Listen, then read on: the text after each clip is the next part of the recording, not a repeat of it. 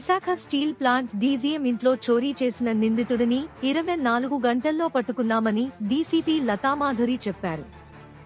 Gajuwaka police స్టేషన్లో సోమవారం నిర్వహించిన విలేకరుల సమావేశంలో వివరాలు వెల్లడించారు.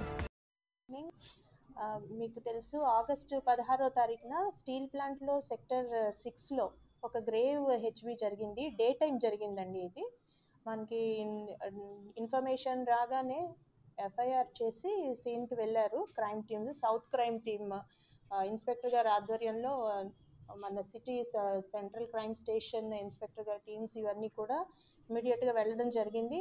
అక్కడ క్లూస్ టీమ్ని కూడా తీసుకెళ్ళాము.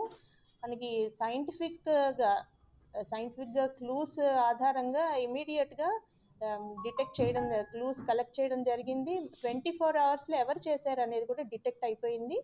అండ్ ఈరోజు రిమాండ్ కూడా కంప్లీట్ అయిపోయింది ముద్దాయిని.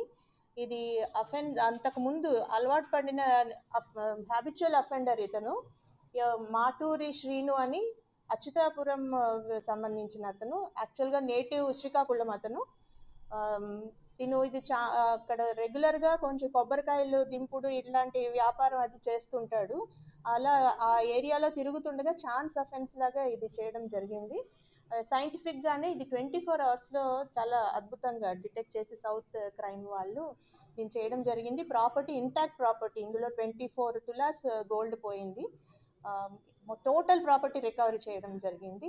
ఇది వితిన్ 24 అవర్స్ రికవరీ కూడా జరిగిపోయింది. సో నేను సౌత్ క్రైమ్ సిఐ గారిని అండ్ హిస్ టీమ్ని, అలాగే సిసిఎస్ ఇన్స్పెక్టర్ గారు రామారావు గారు 2021లో అచ్యుతాపురంలో ఒక హెచ్బి చేశాడండి ఇతను. మరలా ఇప్పుడు మన క్రైమ్ రికార్డ్స్లో అది కూడా వచ్చింది.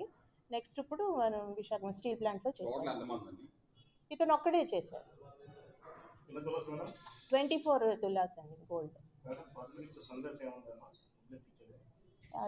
ఇప్పుడు ఏంటంటే చాలా ఎక్కువ హ్యూజ్, ఇప్పుడు చూస్తే 24 తులాస్ ఇంట్లోనే పెట్టుకున్నారు. సో పబ్లిక్కి ఇచ్చే అడ్వైజ్ ఏంటంటే ఎక్కువ మొత్తంలో ఉన్నప్పుడు ఆ ప్రాపర్టీని బ్యాంక్ లాకర్స్లో పెట్టుకోవాలి.